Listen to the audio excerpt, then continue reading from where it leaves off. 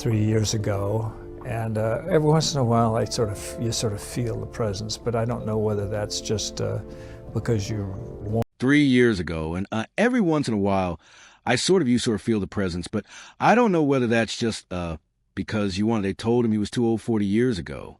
Now, at 94, Clint Eastwood is still making movies while dating a woman half his age.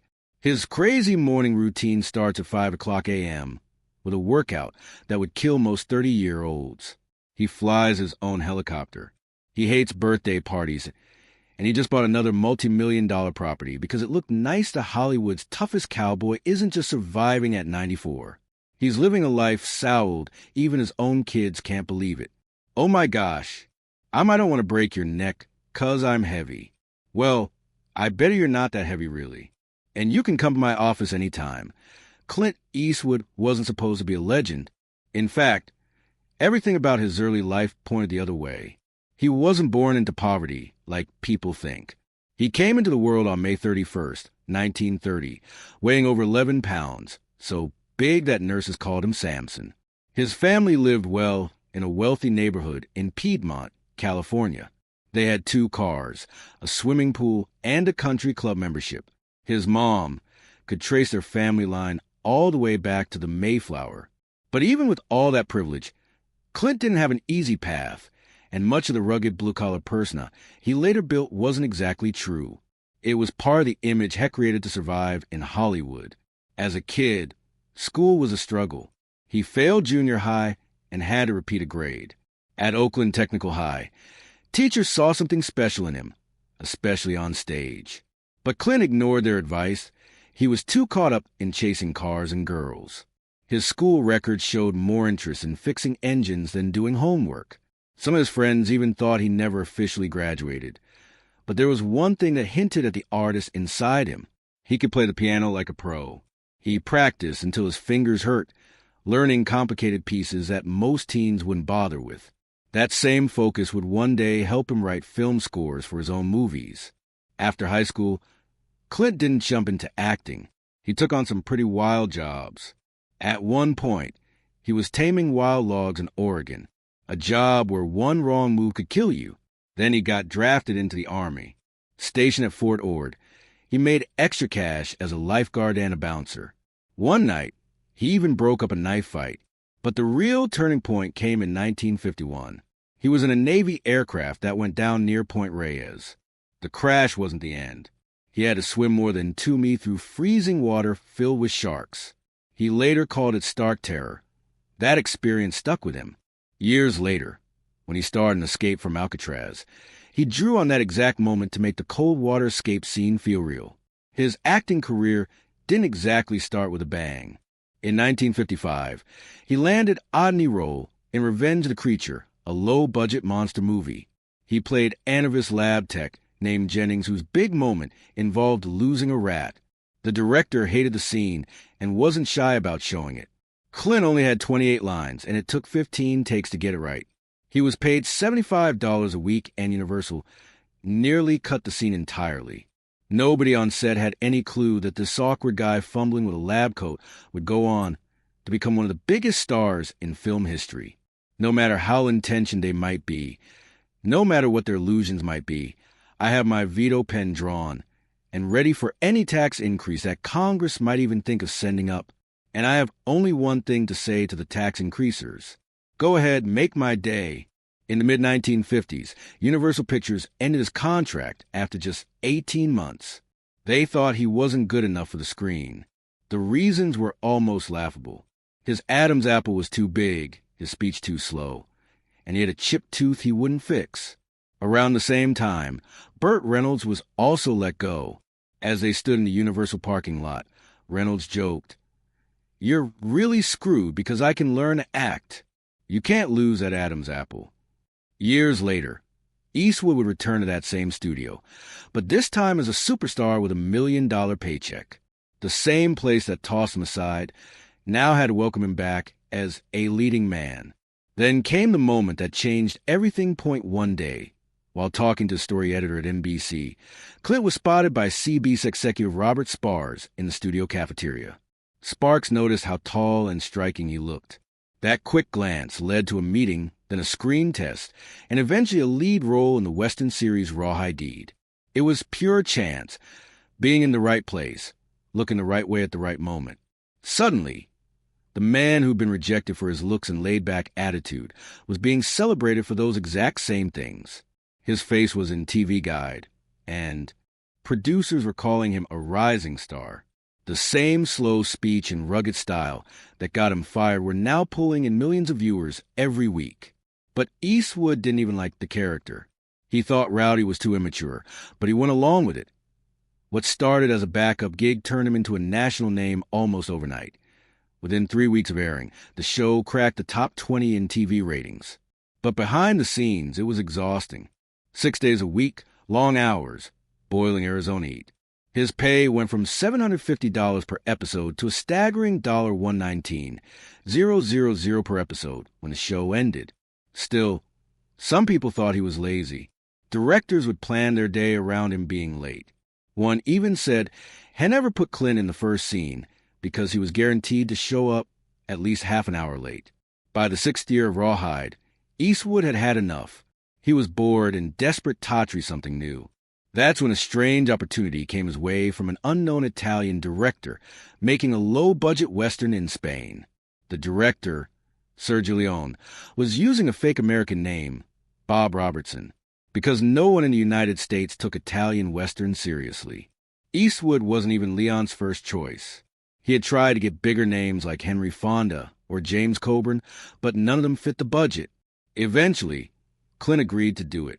He figured it was such a small film that nobody in America would even notice if it failed.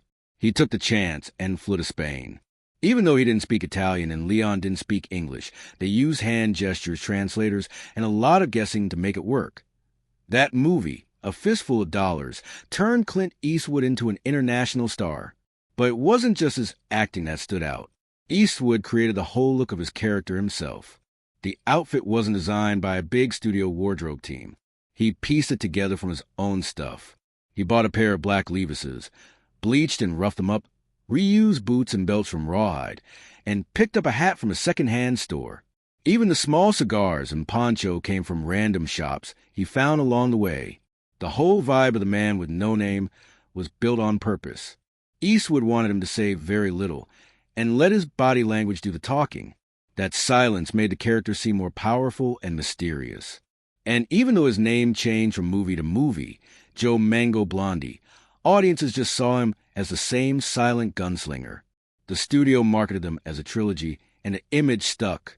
When these films finally hit the United States, critics hated them. They were loud about it, too.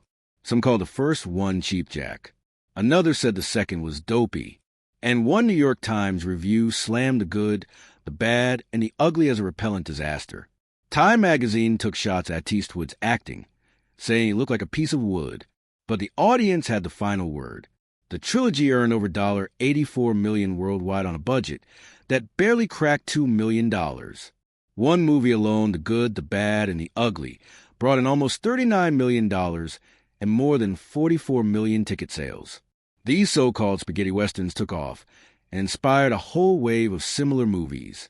Critics eventually came around, but not before Eastwood had already changed the game. Clint Eastwood didn't just become a Hollywood legend. He took that status by force and never let go. His journey to superstardom took a major leap in 1971 when he stepped into the role of Detective Harry Callahan in Dirty Harry. But believe it or not, that role was never meant for him. It was first offered to Frank Sinatra, who worked on it for months before quitting. Paul Newman passed because he didn't like the politics. But Newman didn't just turn it down. He passed the script directly to Eastwood, saying it might be a good fit.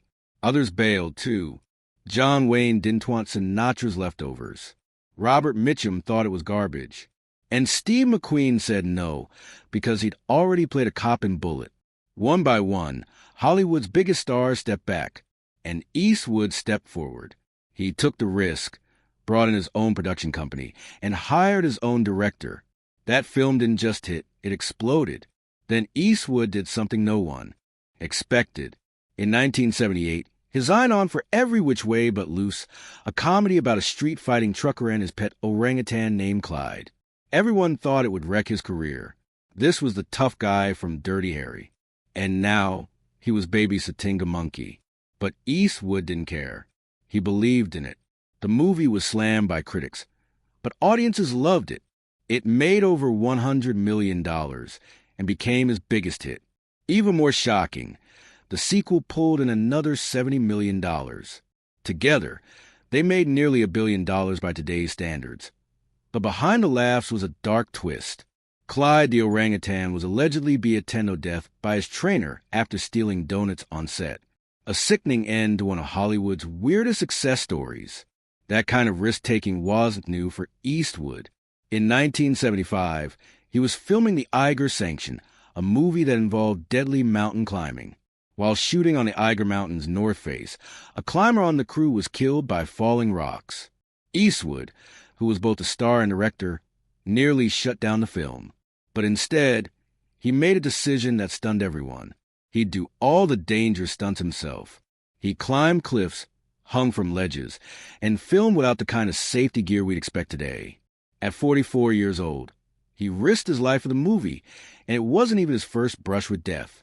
Years earlier, he'd survived a plane crash into shark-infested waters during his Army days. He later said if he'd known about the sharks, he probably would have died from fear alone. Eastwood's confidence in himself also kept him from chasing the wrong roles. He was offered Superman in the late 70s. Yes, that's Superman, but turn it down flat. That's not for me, he said. Same with James Bond. Had he accepted, he would have been the first American to play 0007. But he knew better. He understood his brand. Eastwood wasn't a guy in tights or tuxedos. He was a guy with a squint and a gun. By the end of the decade, Clint Eastwood wasn't just a leading man. He was a force behind the camera. Too, with his own production company, the Mal Paso Company, he had full say over his movies. He wasn't just choosing his roles. He was shaping them from the ground up. If the script didn't feel right, he changed it. If the studio hesitated, he pushed harder. Even when people laughed at him for starring in a comedy with a monkey, he made it work and made a fortune. Clint Eastwood had been acting for years, but by 1971, he was done playing by other people's rules. He wanted the director to take full control of what happened in front of and behind the camera. So, when Play Misty for Me became his directorial debut, he went Allen. No backup plan, no second guessing. Most first-to-me directors go over budget, run late, and get chewed up by studio politics. Eastwood did the opposite. He shot the entire movie in his hometown, Carmel by the Sea, using real locations like a local radio station and restaurant instead of fancy sets. He finished the movie early and under budget by $50,000. Even the music was done on his terms. He personally got the rights to Rob Era Flax, The First Time Ever I Saw Your Face, for just $2,000, and it ended up becoming a hit. The film made over $10 million and launched Eastwood's directing career with a bang. But that wasn't just luck. It was strategy. Back in 1967, Eastwood was already thinking long-term. Tired of the rigid Hollywood system, he and his advisors set up Mal Paso Productions. It was more than just a company. It was Amosage. Mal Paso means bad step, a nod to the agent who warned Eastwood that doing spaghetti westerns would ruin him. Instead, those same westerns helped him earn enough money to buy hundreds of acres near Mal Paso Creek and build a creative empire. By the time he made Hongum High, his first film under Mal Paso, he wasn't just starring in the movie, he was producing it. And when it smashed opening weekend records in 1968, Clint Eastwood was no longer the TV guy from Rawhide Deed. He was a real force. What really set Eastwood apart, though, was how he worked on set. While other directors spent days perfecting one scene, Eastwood became known for getting it in 1 or 2 takes. No yelling, no chaos, just quiet focus. He believed the first take often felt the most real, the most alive. Actors quickly learned that if you didn't show up ready, you might not get another chance. Jeff Daniels once said, "You have to be ready because it's one take." Matt Damon, he had toe bag for a second one, but it worked. This method helped Eastwood guide actors like Hilary Swank and Gene Hackman to Oscar-winning performances. Clint Eastwood was already a Hollywood legend by the early 90s, but what came next would push him into a whole new league. It started with a Western script called The Cut Killings. Not exactly something studios were eager to pick up. Even Francis Ford Coppola gave a shot in the 80s and still couldn't get it made. But Eastwood saw something in it. He bought the rights and then just waited for years. He wanted to grow into the role, literally. When he finally shot it as Unforgiven at the age of 62, the timing couldn't have been better. The film exploded, earning $159 million on a small budget and winning big at the Oscars. It wasn't just another movie. It was a final stamp of respect, and Eastwood made sure to honor his old mentor Sergio Leone and Don Siegel in the credits. The gunslinger had officially become a filmmaker. Just over a decade later, he took another gamble. $1 Million Baby was a kind of film that made studios nervous. It dealt with assisted suicide, dark subject, big risk. Eastwood still went ahead. Warner Brothers barely gave a proper release at first, probably expected a flop, but the film broke through, earning over $216 million. It swept the Oscars, and suddenly Eastwood wasn't just a respected director. He was unstoppable. It proved he could take heavy, uncomfortable themes and still move audiences. That's when people stopped questioning his instincts. The year before that, he had already shaken the industry with Mystic River. That movie felt like a slow burn with a punch to the gut. Childhood trauma, broken lives, a murder mystery that felt too real. Eastwood kept everything quiet and focused. No flashy camera work, just raw emotion and a cast that went Allen. Sean Penn and Tim Robbins walked away with Oscars, and critics could finally say out loud what they were already thinking. Eastwood had turned into one of the most emotionally precise directors around. Then came Gran Torino. No one expected a nearly 80-year-old Eastwood to deliver one of the biggest hits of his career, but Headed, the story of a grumpy racist war vet who softens just enough to protect the neighbors he once hated, somehow hit the perfect emotional nerve. The character was tough, bitter, and oddly familiar, almost like a weathered version of every role Eastwood had played before, and audiences loved it. The movie made $270 million and still holds a special place among his late career highlights. Even critics pointed out how his presence alone carried the film like a ghost of Dirty Harry, just under the surface.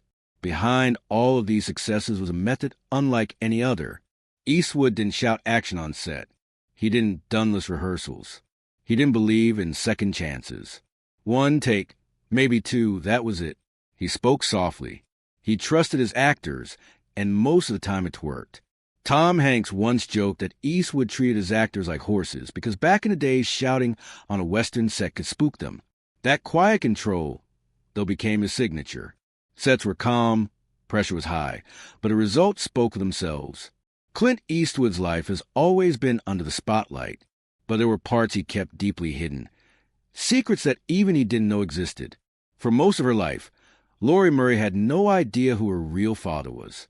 Adopted and raised in Seattle, she grew up far from the Hollywood world, never suspecting that her biological dad was one of the most famous men in America.